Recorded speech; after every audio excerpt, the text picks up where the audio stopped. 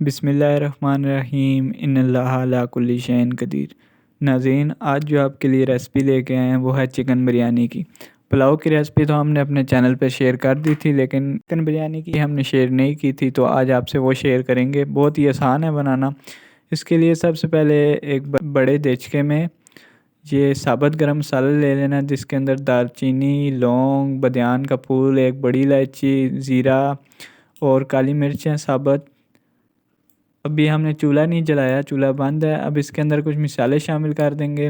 1 چمچ لال مرچ، ہم ذرا اسپائسی بریانی کھانا پسند کرتے ہیں تو ہم اسی حساب سے مسالے ڈال رہے ہیں۔ آپ تھوڑے کم استعمال کرنا چاہتے ہیں تو کم بھی استعمال کر سکتے ہیں۔ لال مرچ کے بعد اس میں کٹی ہوئی لال مرچ، آدھا چمچ ہلدی کا استعمال کرنا ہے، وہ اس میں شامل کر دینا ہے۔ ہلدی بہت ہی فائدہ مند ہوتی ہے، لازمی استعمال کیا کریں۔ بہت ہی آسان ہے یہ بریانی بنانا، انشاءاللہ آپ بنائیں گے تو بالکل بھی ٹائم نہیں لگے گا۔ 1 چمچ نمک اس میں شامل کر دینا ہے۔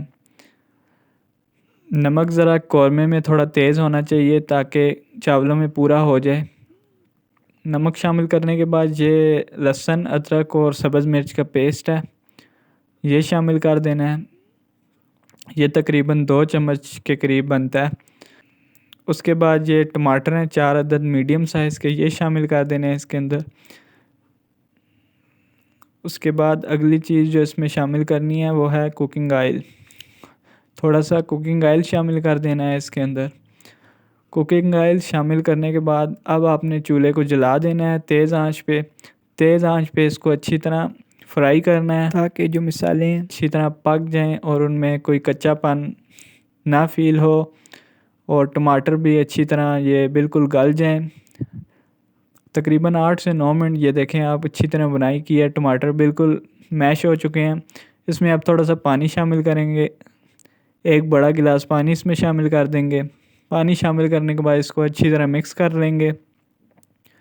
2 منٹ اس کو مکس کرنے کے بعد اس کے اندر ہم نے چکن شامل کرنا ہے۔ چکن کو اچھی طرح ہم نے صاف کر لیا تھا سرکہ اور نمک لگا کے۔ اب یہ دیکھیں قورمے کو بوائل آ چکا ہے۔ بوائل آنے کے بعد یہ ½ kg چکن ہے، یہ ہم نے شامل کر دیا ہے اس کے اندر۔ بڑے بڑے پیس، بریانی والے پیس اس کے کرا لیے تھے۔ چکن شامل کرنے کے بعد اس کو تقریباً 4 سے 5 منٹ ادھر بھوننا ہے اس قورمے کے ساتھ تاکہ اس کا رنگ چینج ہو جائے۔ 4 سے 5 منٹ کے بعد یہ ہمارے پاس تھوڑا سا دہی ہے، 1 پیالی تقریباً دہی ہے۔ دہی کے اندر ہم نے گرم مسالہ پاؤڈر شامل کر دینا ہے، تقریباً 1 سے تھوڑا کم چمچ ہے۔ اسی کے ساتھ ہم نے یہ فوڈ کلر ہے، تھوڑی سی چٹکی، 1 چٹکی فوڈ کلر اس میں شامل کر دیں۔ اس کو اچھی طرح مکس کرنے کے بعد یہ قورمے کے اندر ہم نے شامل کر دینا ہے تاکہ جو چکن ہے اس پہ ایک رنگ آ جائے۔ یہ دیکھیں شامل کر دیا ہے میں نے۔ شامل کرنے کے بعد اس کو اچھی طرح مکس کر لیں تاکہ جو ایک رنگ ہوتا ہے بوٹیوں وغیرہ پہ وہ آ جائے۔ اب چکن پہ بہت ہی زبردست سا رنگ آ جائے گا اس فوڈ کلر کی وجہ سے۔ اب اس کو تقریباً ڈھک کے ہم نے رکھ دینا ہے، اور اب ہم چلتے ہیں چاولوں کو بوائل کرنے کی طرف۔ آپ نے بڑا پتیلا لینا ہے، اس کے اندر پانی شامل کر لینا ہے۔ اس میں 2 چمچ ½ kg چاول کے لیے نمک شامل کر دیں۔ چاول اتنا ہی نمک ایبزورب کرے گا جتنا اس کو چاہیے ہوگا۔ آپ جب بھی چاول بوائل کریں تو تھوڑا بڑا باؤل لیا کریں۔ اب اس کے اندر تھوڑا سا کوکنگ آئل شامل کر دیں، اس سے چاول کھرے کھرے بنتے ہیں۔ اب پانی کو بوائل آنے کا انتظار کرتے ہیں۔ اب یہ چاول ہیں، یہ چاول ہم 30 سے 35 منٹ اس کو بھگو کے رکھا ہوا تھا، یہ سیلا چاول ہے۔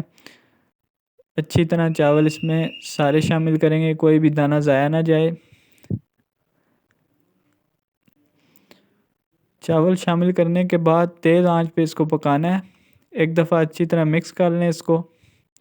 مکس کرنے کے بعد چاولوں کو ہمیشہ تیز آنچ پہ ابالا جاتا ہے۔ اب اس کو تقریباً 80% ہم نے بوائل کرنا ہے۔ یہ آپ دیکھ سکتے ہیں کہ یہ بالکل ٹوٹ رہا ہے، 1 کلی کا چاول ہو چکا ہے۔ ایسا ہی ہمیں چاہیے بریانی کے لیے۔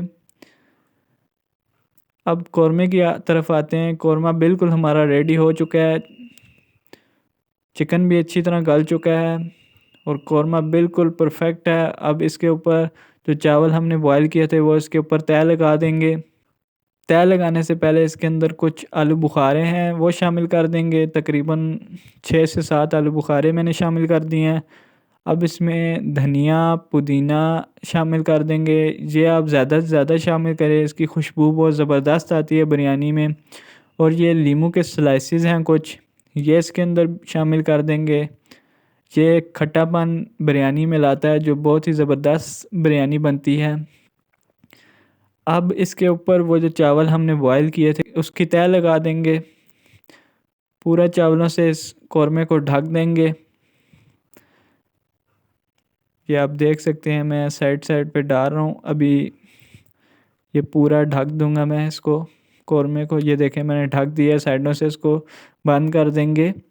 اب اس کے اندر کوکنگ آئل شامل کریں گے۔ کوکنگ آئل شامل کرنے کا مقصد یہ ہے کہ چاول کھرا کھرا پکتا ہے اور ٹوٹتا نہیں ہے چاول۔ یہ کوکنگ آئل اس کے اوپر تھوڑا سا شامل کر دیں گے، اس سے چاول ٹوٹے گا نہیں اور کھرا کھرا پکے گا۔